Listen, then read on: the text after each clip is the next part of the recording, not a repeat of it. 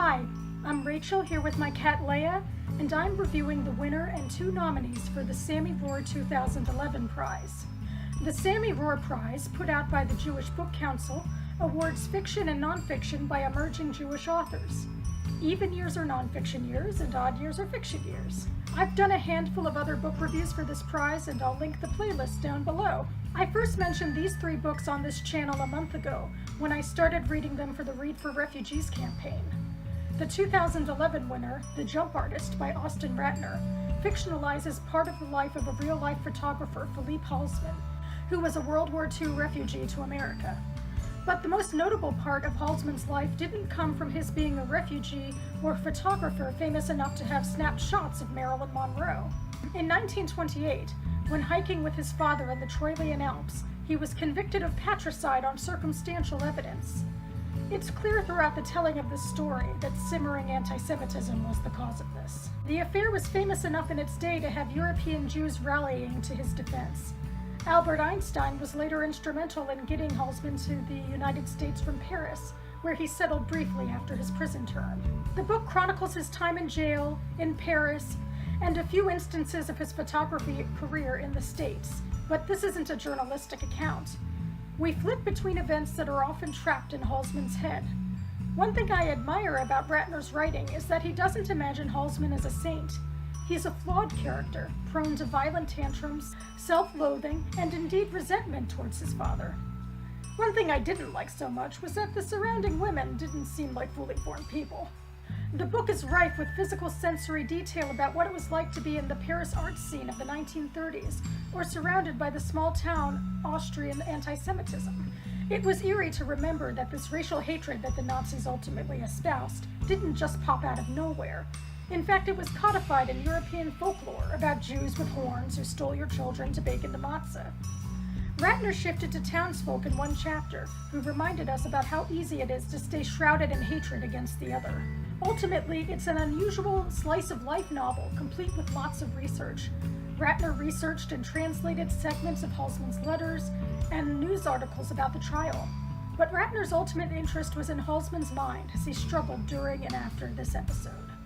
The other two novels that I read deal with immigrants to America. The Cosmopolitans by Nadia Kalman centers around a Russian Jewish family in the early 21st century Connecticut. One of the blurbs compared the book to Jane Austen, so that reference seems to make it into all of the reviews. I think that the blurb meant that Kalman was writing a social satire about three daughters who grow up and make choices in life and love that befuddle their parents. In fact, I, and others, often compared this family to Fiddler on the Roof, which perhaps Kalman anticipated when their highly established Jewish American in-laws take them to see the play in one chapter.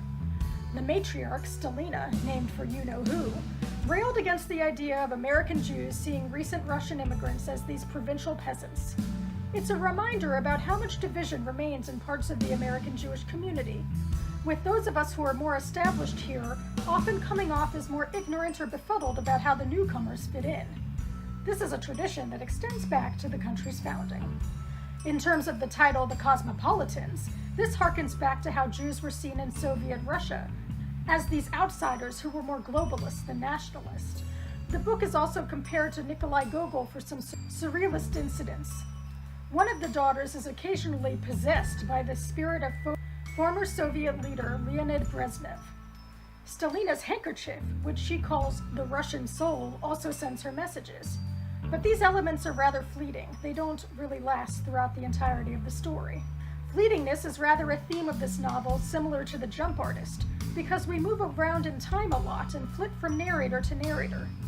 During the chapters, I was interested in what was going on, but I didn't feel a real connection to any of the characters afterwards. I also found the English italics to symbolize Russian speech to be a little awkward. It was an interesting experiment and a fresh social commentary on the contemporary American Jewish community. If we can be satirized, that means we're still going strong. The final book I'm going to talk about is probably my favorite, if for no other reason than that it deals with Midwestern Jews, kinda like my own family, loosely speaking anyway. It's Stations West by Allison Amend. Amend takes part of the name of the real-life first Jew to settle in Oklahoma, or what will become Oklahoma, and builds the man a family.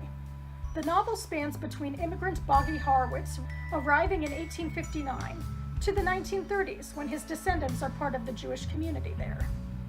But the real crux of the novel takes place around the turn of the century, when single father Moshe, Boggy's son with a Cherokee woman, teams up with a Swedish immigrant family to build a home in the wilds.